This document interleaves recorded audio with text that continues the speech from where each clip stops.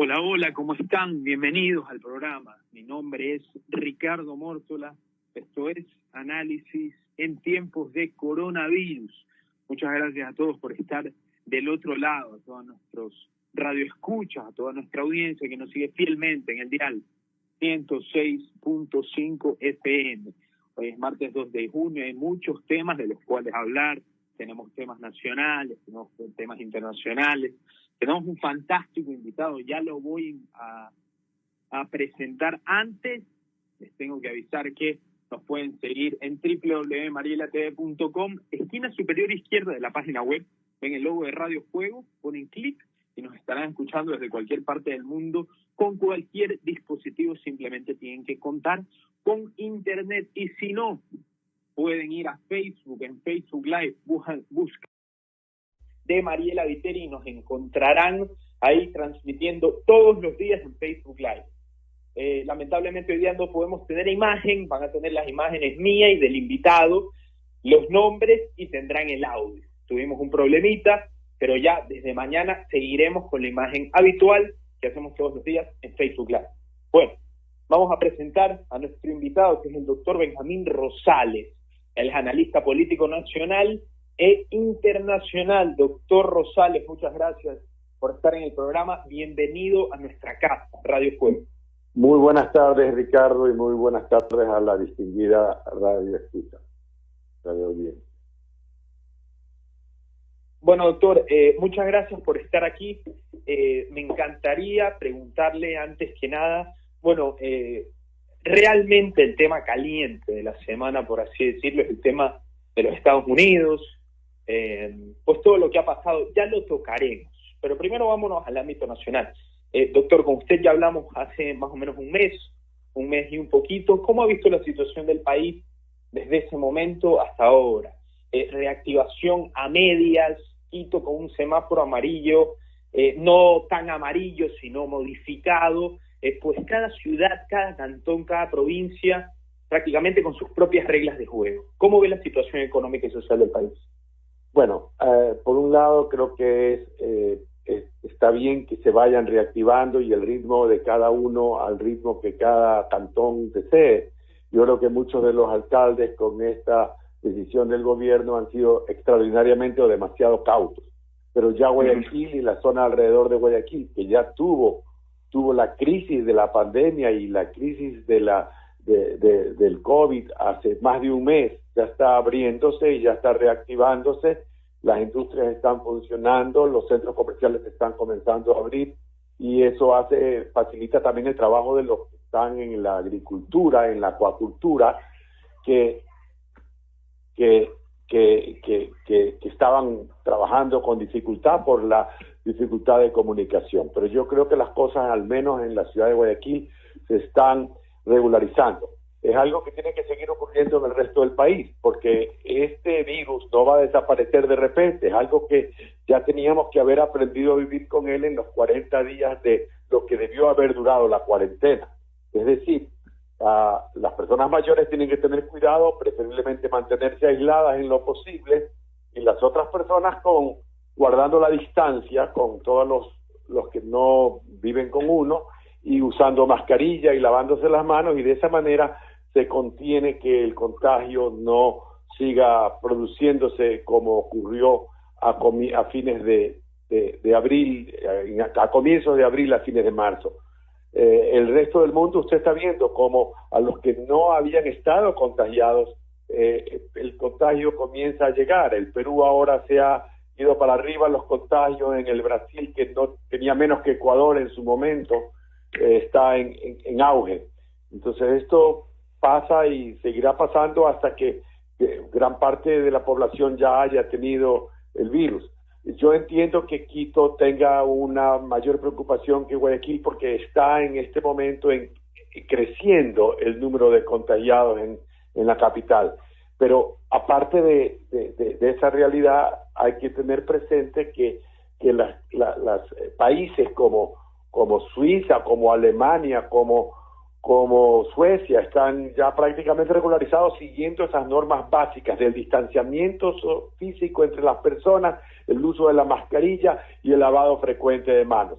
con esas tres cosas el virus puede estar al menos contenido, y además ha pasado algo muy importante en los últimos 60 días desde que cayó el virus en su momento pico en Guayaquil, que es que la medicina, los médicos han venido aprendiendo a tratarlo de una mejor manera, o aprendiendo a cómo manejar el virus. Al comienzo se lo utilizaba básicamente esto de los respiradores y como algo netamente respiratorio, pero ahora los italianos y los médicos de todo el mundo han visto que hay un problema, que el que causa muchos fallecimientos ha sido el de los coágulos, y lo están tratando de tal manera que ha disminuido, yo creo que significativamente, la mortalidad.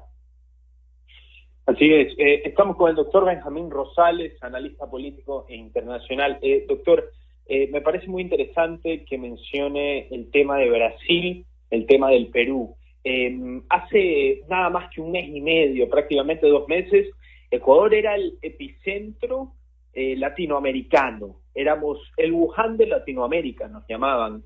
Pero realmente nunca ha habido o nunca se ha plasmado un patrón en el que se pueda decir, bueno, si sigues estas reglas, tu país va a tener menos contagiados, o si sigues estas reglas, tu país va a tener más contagiados y va a estar más arriesgado. ¿Por qué me fijo en esto?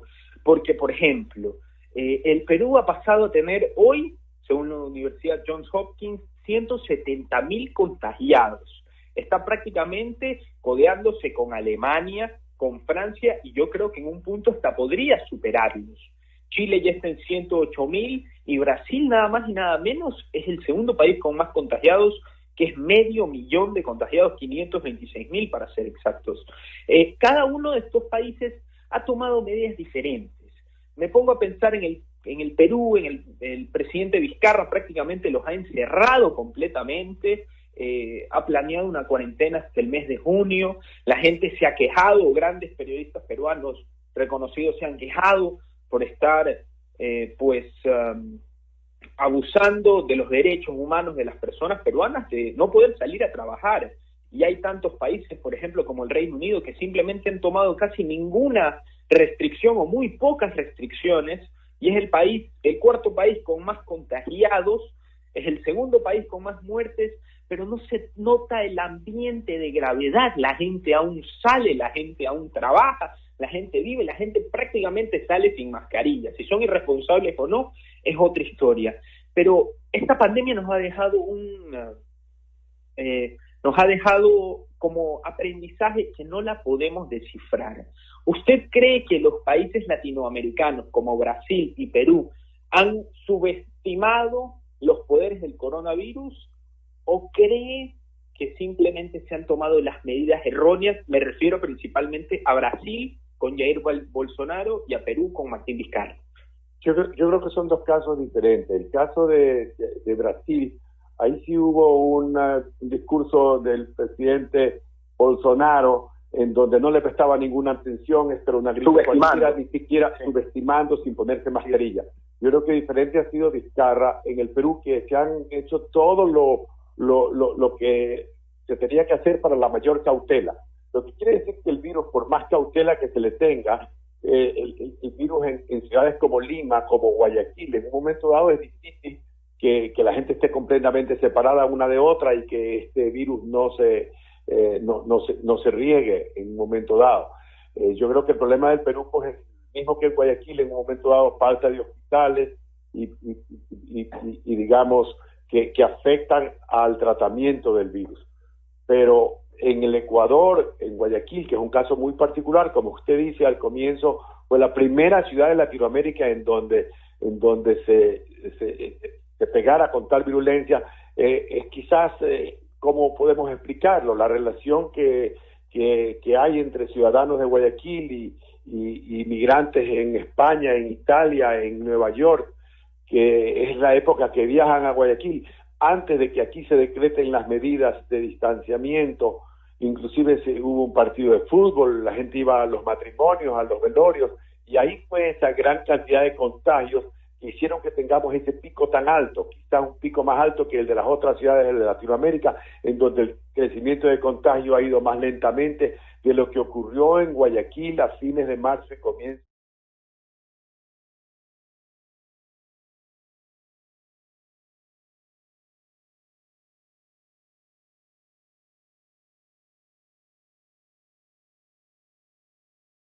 aislados, guardados en la casa, y con cuidado esto ha ido bajando, y ahora la información que tenemos del propio municipio es que el número de contagiados está bajando significativamente y el número de muertos también.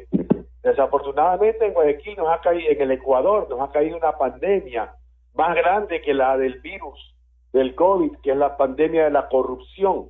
Es realmente desastroso ver cómo en las diferentes entidades del gobierno central, de esa Secretaría de Riesgo, en la prefectura del Guayas, en la prefectura de Pichincha, en la alcaldía de Quito, en todos lados ha habido estas compras con sobreprecio, ya sea de mascarillas, de fundas para cadáveres, de alimentos para repartir.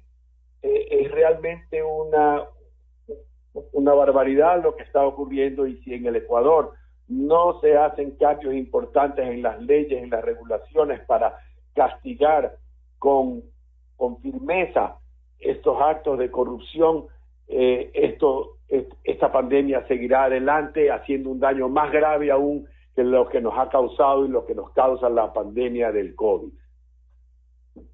Así es, doctor Rosales. Me es interesante que haya comentado el tema de la corrupción en el país principalmente, pero me gustaría, antes de tocar ese tema, preguntarle por las medidas que se han tomado para reactivar la economía.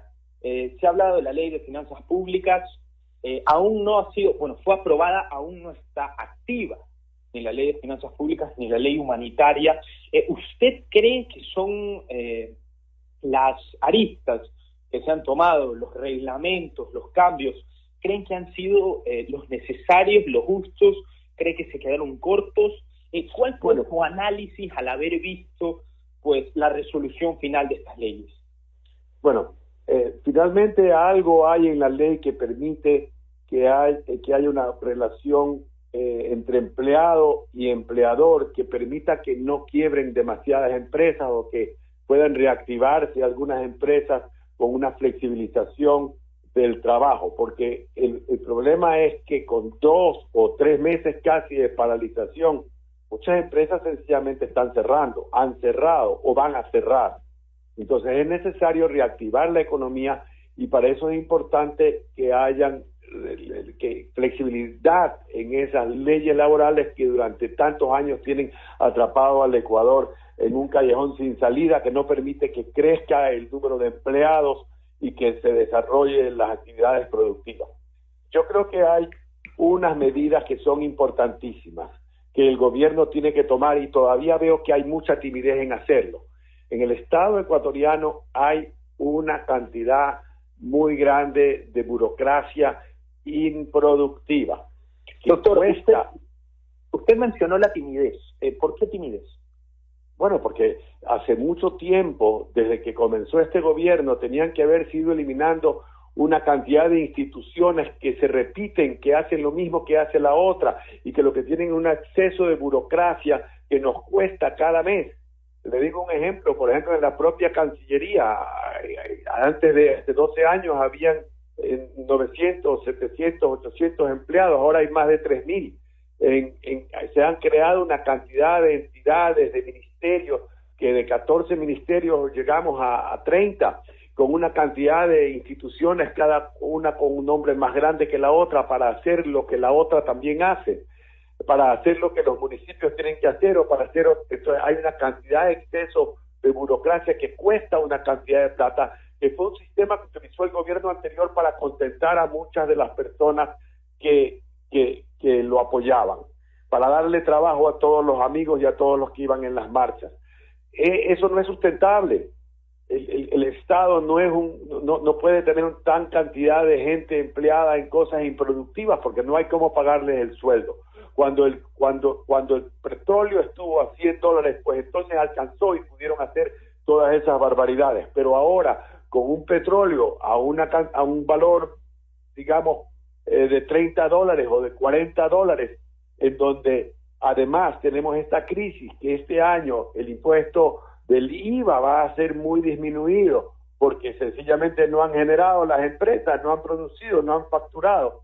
Entonces no puede el Estado seguir manteniendo una cantidad de burocracia improductiva. Y aquí quiero aclarar que no estamos hablando ni de la policía, ni de las Fuerzas Armadas, ni de la educación, ni de la salud, pero todo el resto de la burocracia. Hay una cantidad de puestos redundantes, hay todos con unos sueldos muy altos que se establecieron en el gobierno anterior para contentar a toda la burocracia, y ahí tiene que haber recortes. Los recortes no pueden ser tímidos, los recortes tienen que ser fuertes.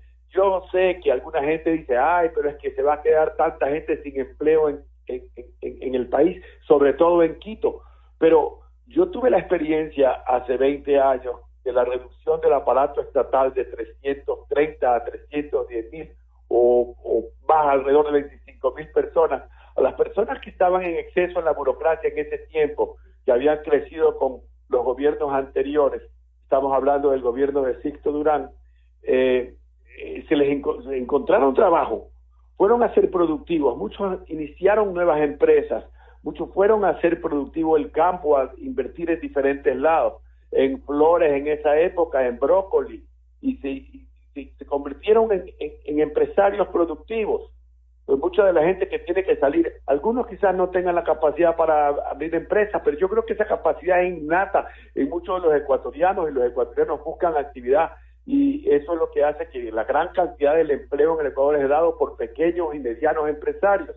Somos los que más empleo damos, y sencillamente lo que hay que hacer es disminuir el aparato estatal para que no tener que el Estado invertir tanta plata en sueldos, y que podamos el Ecuador buscar esas oportunidades que tenemos que abrir. Son esas oportunidades agrícolas, agroindustriales.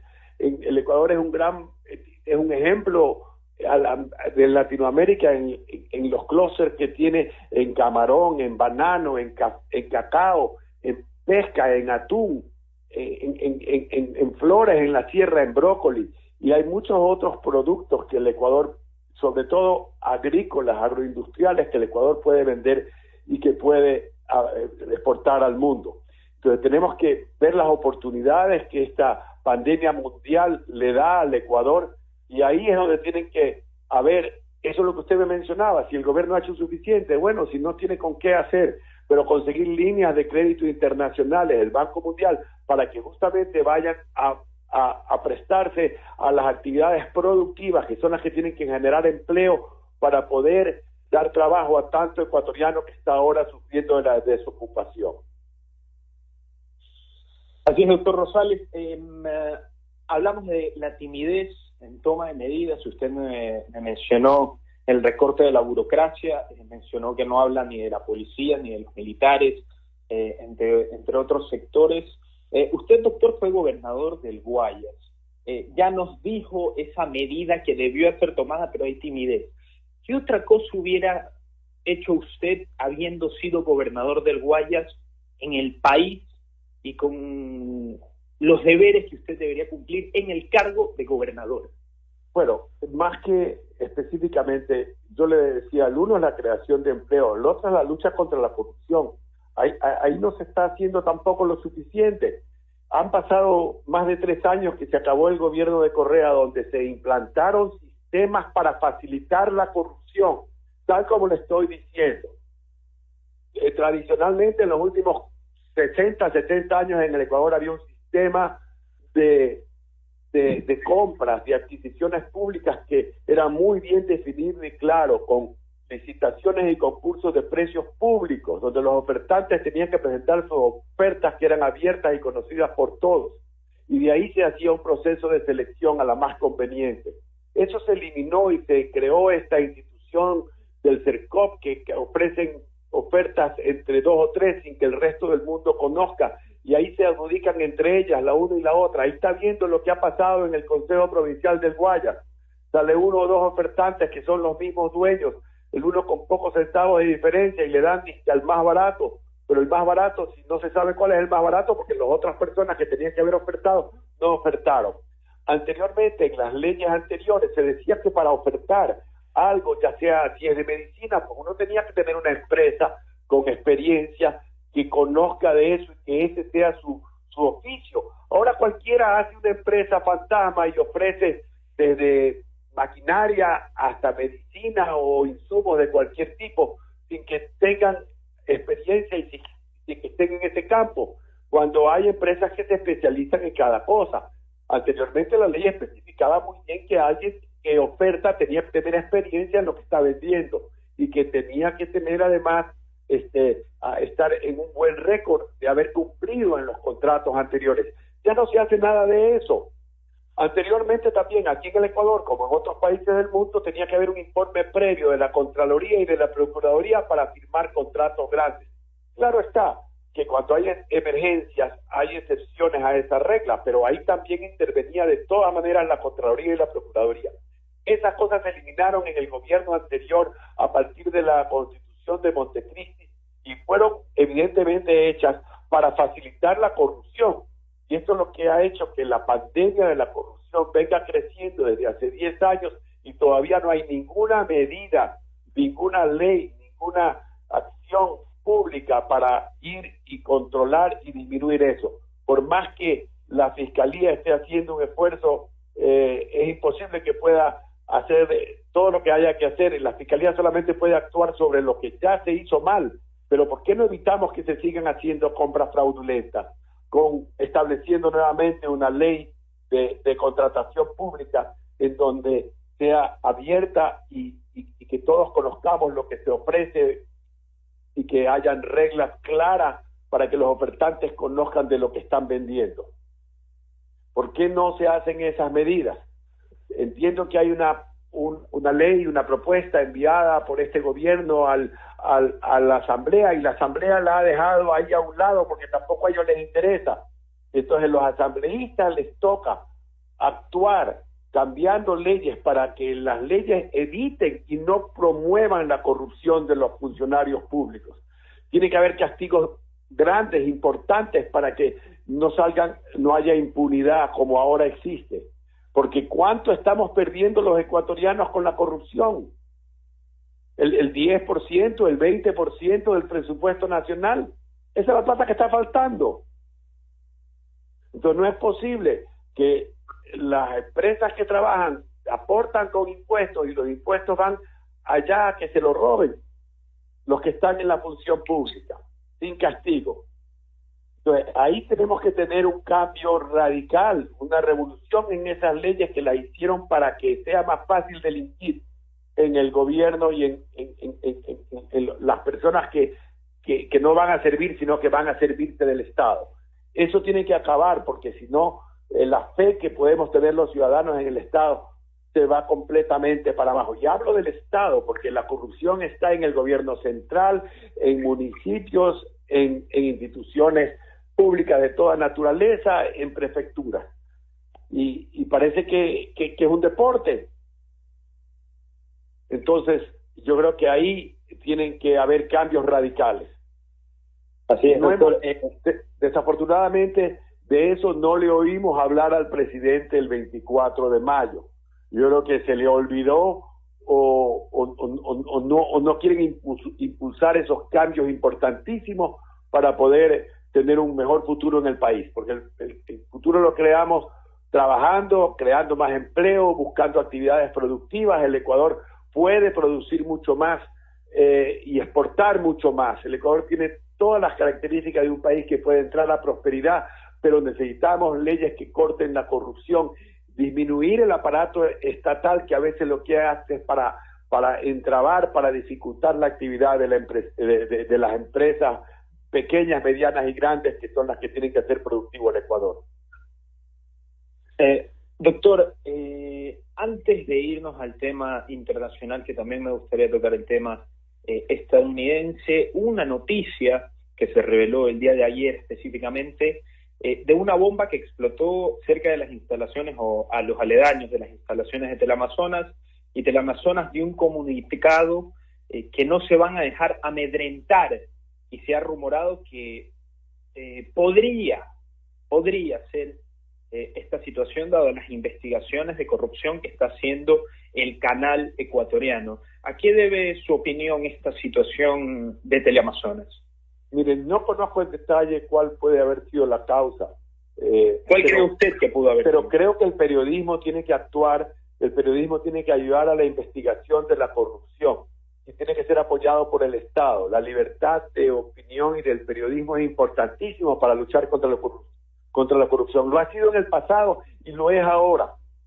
Yo no sé específicamente el caso de Teleamazonas, de que estaban ellos investigando y por dónde fue, pero sí creo también que el Estado no tiene que ser dueño de cantidad de medios públicos. Con que tengan una televisión, una radio y un medio escrito sería más que suficiente, pero hace unos años expropiaron, incautaron una cantidad de medios, y el Estado, ¿por qué tiene que tener una cantidad de medios que además pierden plata? Es decir, el Estado no está para poner empresas que pierdan plata, porque entonces los impuestos se van a pagar y subsidiar las empresas mal manejadas, a veces también con corrupción y que pierden plata. Pues yo no estoy a favor de que el Estado sea dueño de una cantidad de empresas y que esas empresas, no importa, pierden plata, no importa si el dueño es el Estado pone. Si son empresas privadas ya quiebran, cierran, pero no siguen perdiendo plata. Entonces yo creo que en un momento dado, más allá de que no conozco exactamente cuál es la acusación precisa que hace Teleamazonas, o si ha habido alguno de los que están trabajando en alguna en una función pública y que se sienten amenazados por la investigación que hagan los medios. Pero yo sí llamo creo que el periodismo investigativo hizo mucho en el Ecuador en el pasado y tiene que seguir haciendo mucho en el futuro para investigar y que tener un ojo seco adicional para que vean que los funcionarios públicos no hagan corrupción, haciéndolo con profesionalismo, porque a veces con sensacionalismo hacen más daño que bien, y además hay que ver quiénes son los corruptos y quiénes no son, porque a veces también van todos, y no pueden poner a todos en un mismo saco. Hay gente, yo sí tengo fe y creo que todavía hay gente que va a la función pública para servir y no para servirse de ella. Y esperamos que se motive, que más gente capaz y gente honesta vaya a servir en el Estado. Es fundamental para que el Ecuador salga adelante que eso ocurra, pero para que eso ocurra tiene que castigarse a los corruptos con manos firmes. Doctor Rosales, cabe recalcar que la información, y esto lo digo para la audiencia, de la bomba en Teleamazonas la hemos sacado del diario El Universo. Teleamazonas dio un comunicado que no se iban a dejar amedrentar por sus trabajos periodísticos. Lo hemos sacado de una fuente fiable como es el diario El Universo. Pasando a noticias internacionales, doctor, que antes de que se nos acabe el tiempo me gustaría tocar. Como todos saben, y los que no sepan, pues Estados Unidos está en una ola de reclamos, gente en las calles, unas pacíficas, otras no, reclamando por la muerte de George Floyd desde hace una semana. Incluso el día de hoy muchas personas alrededor del mundo han tomado el hashtag Blackout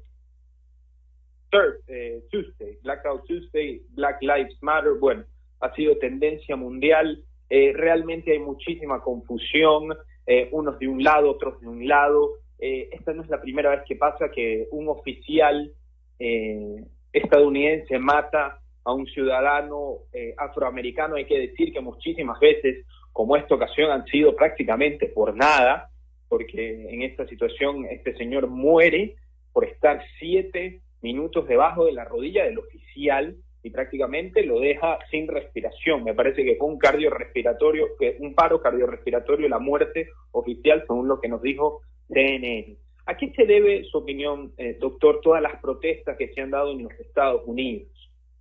Bueno, usted mismo lo acaba de decir.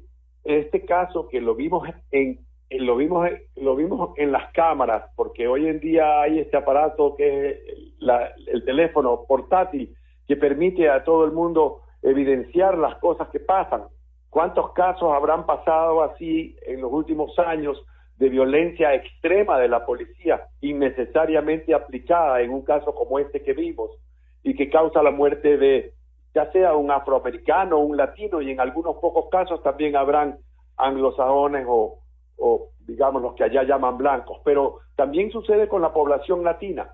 Entonces, este exceso policial que fue evidenciado en la Cámara ha hecho que la gente salga a reclamar. La mayor parte de los reclamos y de las manifestaciones y las marchas, sobre todo las del día de hoy, son pacíficas, pero como vemos, así aquí como en otros países, en Estados Unidos, como en Ecuador y en Chile en su momento, también hay digamos, los que salen ahí a asaltar, porque los asaltos que se han dado, rompiendo vidrios y asaltando almacenes, eso como que no son sino un grupo minoritario, pero que se hacen presentes igual en Estados Unidos.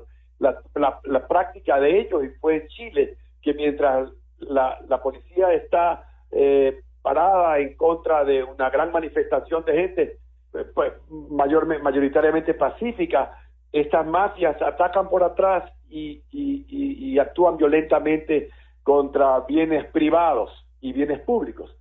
Espero que esto se tranquilice en los próximos días en Estados Unidos, pero la población quiere oír de las autoridades, y el día de ayer no fue muy halagador el discurso de Trump, en donde tenía que también hablar de cómo el Estado federal iba a contribuir con la preparación y capacitación de los policías para evitar que estos excesos ocurran, en donde iba a haber mayor medios para comunicación entre policías y los ciudadanos afroamericanos, porque parece que la mayoría de los policías en algunas ciudades son blancos y digamos, y falta un equilibrio racial que hace que estos excesos se den. Lo cierto es que lo que está sucediendo en Estados Unidos me parece que puede tener consecuencias históricas, en donde para bien haya un cambio en esta relación racial. Una cosa interesante que resalta en lo que usted ve en las imágenes en CNN y en Fox, es que los manifestantes pacíficos sobre todo, no son únicamente afroamericanos. Ahí hay latinos y hay mucho blanco que está manifestándose, porque esta situación es una injusticia, es un riesgo para muchos, dicen los padres de familia de los jóvenes afroamericanos, que siempre están preocupados de que un policía no le vaya a hacer un daño al hijo. Tienen que estarlos haciéndole lavado cerebral para que actúen mansamente cuando tengan un policía delante y van en realidad con susto. Yo creo que esa relación policial, esa violencia policial tiene que controlarse, tiene que capacitarse a los policías, y de hecho ya eso ha ocurrido en algunas ciudades. Como usted conoce, o si no conocen los radioescuchas, en Estados Unidos no hay una policía federal, que es la que sea. Hay una policía federal, pero para casos muy especiales, pero la policía mayoritariamente es de la ciudad. Cada ciudad tiene su policía. Entonces hay lugares donde esta policía quizás no haya tenido esta capacitación o no tenga la capacitación para controlar los excesos y para evitar que haya violencia excesiva que lleguen a consecuencias mortales como la que ocurrió el lunes pasado. En todo caso, esperemos que tanto el gobierno federal, el presidente Trump, actúe con un poco más de empatía con lo que está sucediendo y que puedan entender la reacción que hay, que es una reacción casi natural de los habitantes y de los jóvenes americanos que salen a manifestarse en contra de esta excesiva violencia policial que ha salido a la luz por este caso de una semana atrás, pero que hay muchos casos atrás de eso. Hablaban de miles de muertos al año por circunstancias parecidas, o que no se conoce porque no se ha visto la filmación, pero donde ha habido muerte por parte de afroamericanos, a veces por un exceso de violencia de la policía. Entonces yo creo que esperamos que en los próximos días se tranquilicen estas marchas. Han habido algunos políticos que se manifiestan y policías mismos de algunas ciudades que se sienten empatía con los manifestantes y que dicen que en su departamento policial estas cosas no se permiten, y que haya un castigo para los policías que abusaron, no solamente para que con esa presión inaudita en la rodilla lo dejó al señor muerto después de varios minutos de de taparle, digamos, la vía respiratoria o taparle la arteria. Yo no sé qué daño fue el que causó, pero lo cierto es que le causó la muerte. Y habían otros 3 policías ahí que no le dijeron nada al otro policía que estaba aplicando una evidente fuerza excesiva. Y el señor ya estaba con las manos atadas. Entonces, ¿por qué los otros policías no le dijeron, oye, ya tranquilo, ya para? Entonces, como que más vale estaban protegiéndolo a este policía de otras personas que le estaban reclamando para que pare este abuso que evidentemente estaba causándole un daño, y en este caso fue un daño irreparable al señor Floyd. Doctor, preguntarle, ¿usted tiene alguna preferencia entre republicanos y demócratas en Estados Unidos? Bueno, yo estudié universidad en Estados Unidos hace 50 años, hace algunos años. Y te digo la verdad, yo siempre he sido más adepto a los demócratas. A los demócratas. Sí, yo pienso que son un partido que se preocupa más de la parte social, del desarrollo, digamos, de todos los niveles de la sociedad. Me parece que dentro de los republicanos hay una gente más extremista de derecha. En un momento dado están más propiciando siempre la disminución de impuestos para los más ricos y digamos, por ejemplo, el asunto de la salud. A mí no me parece lógico que en un país como Estados Unidos, tan rico y poderoso, haya gente que no tenga acceso a la salud porque no tienen un seguro privado. No hay un seguro público, sino en ciertos casos únicamente el Medicaid y el Medicare. Pero hay mucha gente que no tiene un seguro de salud y cuando se enferman no tienen opciones. Yo creo que eso está mal en un país tan grande y poderoso como los Estados Unidos y apoyo los programas que en un momento dado trató de implantar y que lo cortaron este gobierno actual, el Obamacare, que llamaban, que es un sistema de atención en salud para todos. Así es. Doctor, preguntarle, obviamente todo esto que está pasando cae en las manos de una sola persona y es el presidente de los Estados Unidos, el republicano Donald Trump. Realmente no solo le ha caído esto, sino que claramente Trump ha tenido un mes o un par de meses bastante complicados. Primero que nada, su fracaso, la gente prácticamente sabe que fue los Estados Unidos, pero Trump lo negó la primera vez que le preguntaron. Ahora está esta situación de George Floyd, que pues claramente las personas que salen a las calles a reclamar sienten que están en un país donde su representante es un racista y es un opresor. No voy a hablar de una generalización, pero si las personas reaccionan de esta manera, están diciendo esto que ha pasado con George Floyd, con este afroamericano, no es la primera vez, son varias veces. Algo hay que hacer y yo creo que la gente siente que aún así se haga algo, este ambiente, esta cultura racista no se va a terminar, y aún más sabiendo que Trump está en el poder. Ahora también ha reaparecido Anonymous, que es una red pues de hackers que en el año 2016 pues iniciaron el tema de Pizzagate, que fueron todas las filtraciones de los correos de los políticos estadounidenses, donde se rumoreaba red de tráfico de niños. Esto obviamente es lo que se dice de Anonymous, que no tiene una cuenta fiable porque son hackers, entonces podrían ser rumores, podría ser realidad. Ahora han sacado el tema del señor Epstein, el que fue un muy famoso traficador de jóvenes en el ámbito sexual, carnal, y se lo ha pues relacionado con el presidente Trump. Le ha caído eso encima y varias cosas, y la gente se pregunta, ¿esto que está pasando ahora es el final de Trump? ¿Se avecina una derrota de Trump ante Biden, dado a todo lo que está pasando? ¿O usted cree que la gente que sale a las calles es simplemente una porción ínfima de las personas estadounidenses? ¿Cómo ve el futuro del país americano en el ámbito de la presidencia? Yo pienso que mucho tanto va a influenciar lo que usted menciona, pero ya sabíamos que los votantes afroamericanos, los votantes latinos, van a estar en la mayoría por el Partido Demócrata. Pero hay varias circunstancias aquí. Yo creo que hay una división muy grande entre los americanos, los republicanos y los demócratas. Mucho va a tener que ver cuál tenga más fuerza en las elecciones, va a tener que ver en qué pasa con la economía en los meses que tenemos por delante. El golpe que ha recibido con el COVID, con el coronavirus, es muy fuerte. Se han cerrado, digamos, igual que en Ecuador, y esto ha afectado a la economía americana. Pero hay una diferencia entre Ecuador y Estados Unidos, o entre Estados Unidos y Europa. En Estados Unidos no hay ninguna obligación del empleador de mantener a los empleados. Sencillamente uno dice, ya se acabó tu trabajo y el lunes ya no está.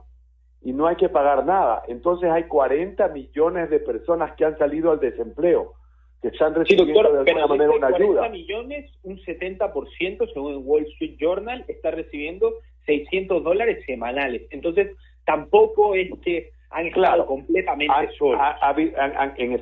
En efecto, como el gobierno, el país tiene mucha plata, ha podido hacer esa distribución, pero pudieron haberlo hecho de otra manera, como han hecho los europeos, que sencillamente le pagaban a las empresas para que no lo saquen y que sigan trabajando o que tengan trabajo todavía. Entonces vamos a ver qué pasa una vez que se reabra la economía americana, cuántos de estas personas que salieron al desempleo van a regresar a trabajar.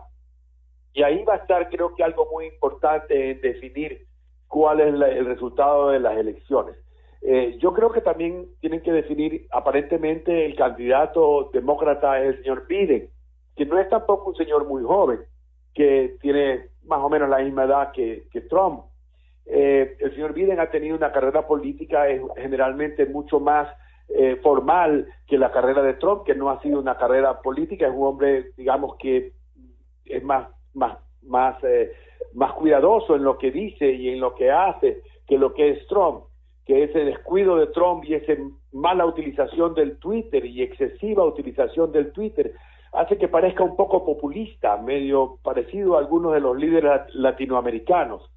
Yo pensaría que las elecciones van a ser muy duras en estos días. Los pronósticos que dicen que el señor Biden tendría mayor chance de ganar que Trump, pero creo que hay mucho por verse todavía. Estamos en comienzo de junio, las elecciones son en el mes de noviembre. En los próximos 2 o 3 meses sabremos por dónde va la elección de los Estados Unidos y cuál será el futuro de ese país.